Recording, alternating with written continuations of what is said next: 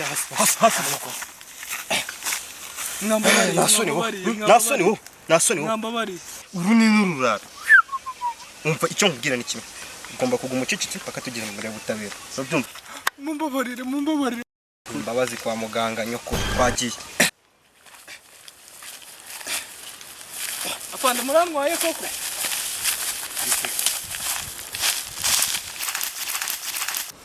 Baturage twateraniye hangaha nkuko mubibona hano tubafitiye umuntu. Uyu muntu impamvu ari hangaha yafashwe n'inzego zishinzwe umutekano afite icyo mu Kinyarwanda twita ibiyobyabwenge.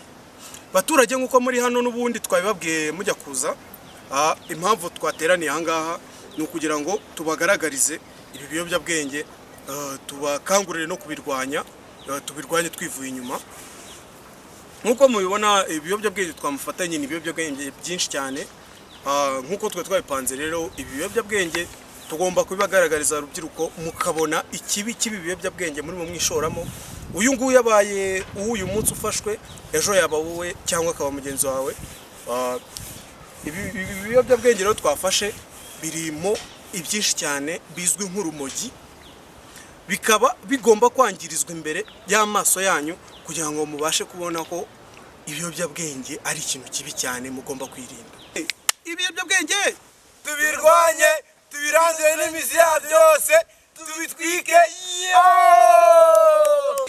Nkuko twabibabwiye rero ikigiye gukurikiraho nta kindi, tugiye gukurikizaho gahunda yo gufata bya biyobyabwenge byose twafashe, ibi byo twafatanye uyu nguyu, ibi byo twafatanye abandi, kuko ni ibiyobyabwenge byinshi.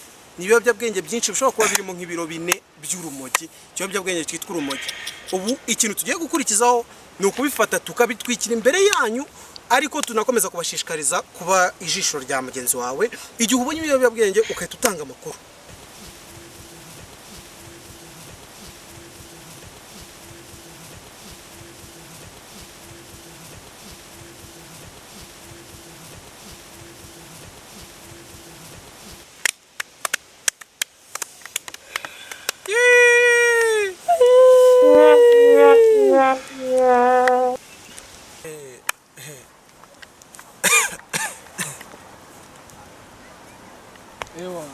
Ego muyobozi iki gikorwa ni cyiza kabisa. Iki ni ikibaba wallahi kabisa. A few moments later. Ibiyobyabwenge tubirwanye, Tubinywe, tubicuruze.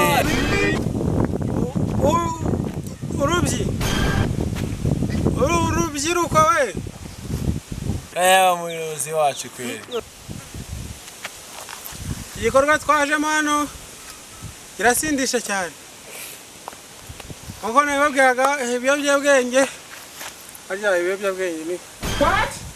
ibiyobyabwenge amoko menshi cyane, harimo kawunga, hakabamo ikiyobyabwenge cyitwa umuceri. Urubyiruko mukomeze mwirinde ibiyobyabwenge. Ibiyobyabwenge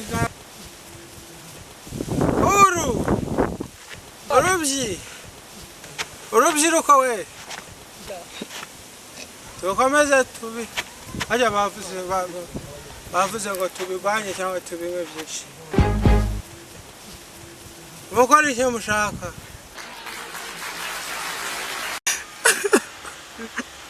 Hari ijambo rimwe nshaka gusiga mbabwiye. Mumbabarire, mutubabarire, mukore subscribe, like, Ndashaya ntimuyibagirwe, ndashaya. Mutubabarire we, Mukore like, turabasabye subscribe ndetse na share, ukande ku nzogera ntubyibagirwe. turabasabye.